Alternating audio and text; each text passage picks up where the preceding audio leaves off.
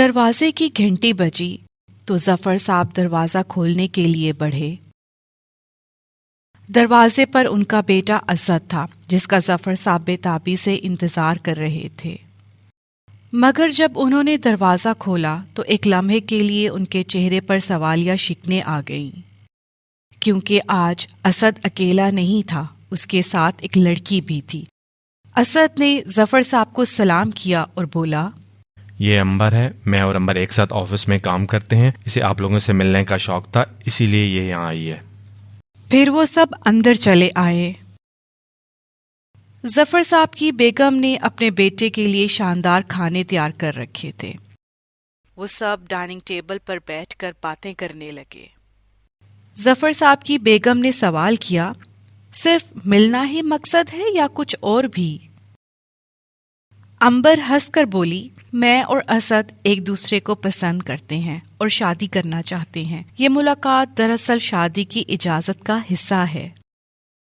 ظفر صاحب امبر سے اس کے والدین کے بارے میں پوچھنے لگے تاکہ اس کے خاندانی پس منظر کو جان سکیں۔ سب کچھ خوشگوار ماحول میں چل رہا تھا کہ اچانک امبر کی نظر کھانے کی میز پر رکھے بھنے گوشت پر پڑی۔ وہ گوشت کو دیکھ کر پریشان ہو گئی۔ ظفر صاحب کی بیگم کے پوچھنے پر امبر بولی، مجھے گوشت پسند نہیں، مگر ان کے اصرار پر مجبوراً تھوڑا سا گوشت پلیٹ میں ڈالا۔ امبر نے بڑی مشکل سے گوشت کی ایک بوٹی گلے سے اتاری اور اس کے ساتھ ہی اس کے ماتھے پر پسینے کے قطرے نمودار ہونے لگے۔ اس کے چہرے پر زلزلے کے جھونکے ظاہر ہو رہے تھے۔ اسد نے ٹشو نکال کر اس کی طرف بڑھایا۔ امبر نے کانپتے ہوئے ہاتھوں سے ٹشو پکڑا اور اپنے ماتھے پر پھیلا پسینہ صاف کرنے لگی۔ پھر اس نے ٹھنڈے پانی کا گلاس پیا، مگر اس کی طبیعت نہ سنبھل سکی۔ وہ بولی، مجھے شاید کہ آ رہی ہے، مجھے واش روم جانا ہے۔ ظفر صاحب کی بیگم نے اسے باتھ روم کا رستہ دکھایا۔ اسد کے والدین حیران تھے کہ محض ایک گوشت کی بوٹی نے اتنی طبیعت خراب کر دی۔ یہ تو بڑی نازک مزاج لڑکی ہے، یہ ہمارے بیٹے کے ساتھ گزارا کیسے کرے گی؟ کچھ دیر بعد امبر باتھ روم سے باہر آئی۔ اس کی آنکھیں سوجی ہوئی تھیں۔ اس کی یہ حالت دیکھ کر ظفر صاحب کی بیگم کو افسوس ہوا کہ بلا وجہ اس کو گوشت کھلانے کی ضد کی۔ انہوں نے امبر کو گلے لگایا۔ امبر نے ان کے کندھے پر سر ٹکا دیا، مگر اس کے ساتھ ہی اس کی سانسوں میں تیزی پیدا ہونے لگی۔ ایسا لگنے لگا جیسے اس کو اپنے من پسند کھانے کی خوشبو آ رہی ہے۔ وہ خوشبو دراصل ظفر صاحب کی بیگم کے جسم سے آ رہی تھی، اور وہ بھی ان کے تازہ خون کی۔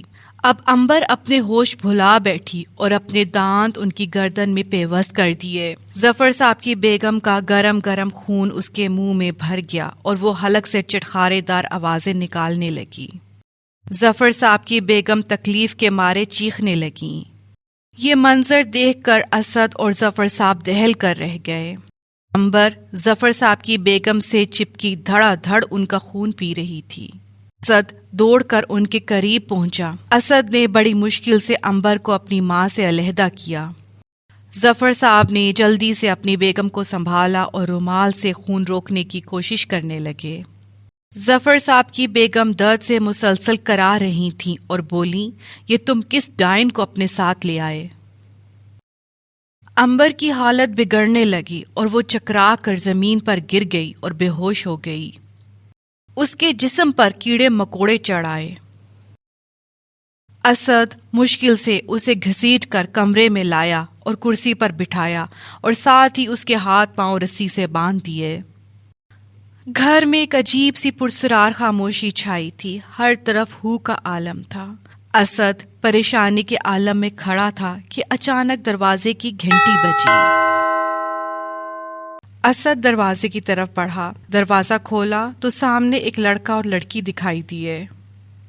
لڑکے نے سوال کیا، تمہارے گھر میں کیا ہوا ہے؟ اسد نے جھوٹ بولنا چاہا، مگر اس لڑکی نے اسد کی ڈھارس بندھائی اور کہا، ہمیں معلوم ہے تمہارے گھر میں ڈریکولا کی شیطان روح موجود ہے، تم ڈرو نہیں، ہم تمہاری مدد کرنے آئے ہیں۔ اسد نے انہیں ٹالنا چاہا، مگر جب انہوں نے کیڑوں مکوڑوں کا ذکر کیا تو اسد نے انہیں سب کچھ بتا دیا۔ امبر کے بارے میں جاننے کے بعد لڑکی نے کہا، تم نے اچھا کیا جو اسے باندھ ڈالا، ورنہ وہ تم لوگوں کو نقصان پہنچا سکتی تھی۔ اسد نے ان سے پوچھا کہ وہ کون لوگ ہیں؟ ہم خون آشام افریتوں کے شکاری ہیں، انہیں ہلاک کرنا ہمارا فرض ہے۔ اسد انہیں اپنے ہمراہ کمرے میں لایا جہاں امبر رسیوں میں جکڑی ہوئی تھی۔ وہ اب ہوش میں تھی اور کہیں جانے کے لیے واویلا مچا رہی تھی۔ وہ اسے اسی حال میں چھوڑ کر واپس ڈرائنگ روم میں چلے آئے۔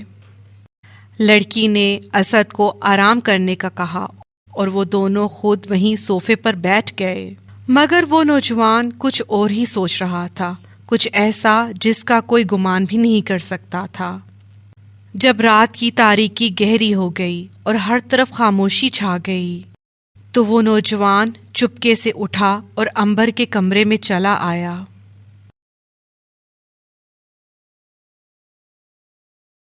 وہ دھیمے لہجے میں بولا، مجھے خون آشام افراد کے ٹھکانے تک پہنچنا ہے، اگر تم وعدہ کرو تو میں تمہاری ساری رسیاں کھول دوں گا۔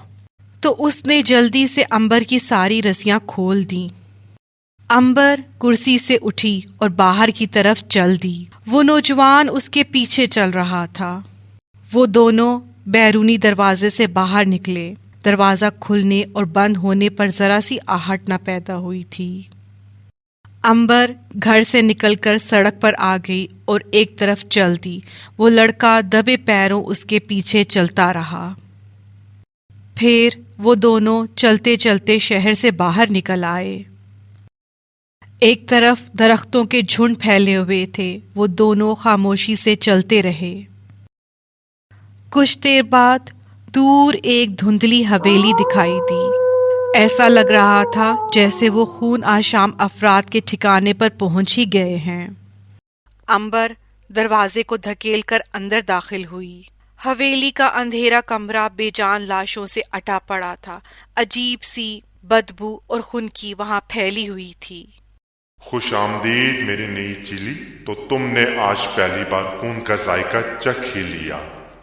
ایک سرد سی آواز کمرے میں سنائی دی۔ وہ نوجوان پوری طرح تیار کھڑا تھا کیونکہ وہ اس وقت ڈریکولا شیطان کے گھر میں تھا اور یہاں اس کے ساتھ کچھ بھی ہو سکتا تھا۔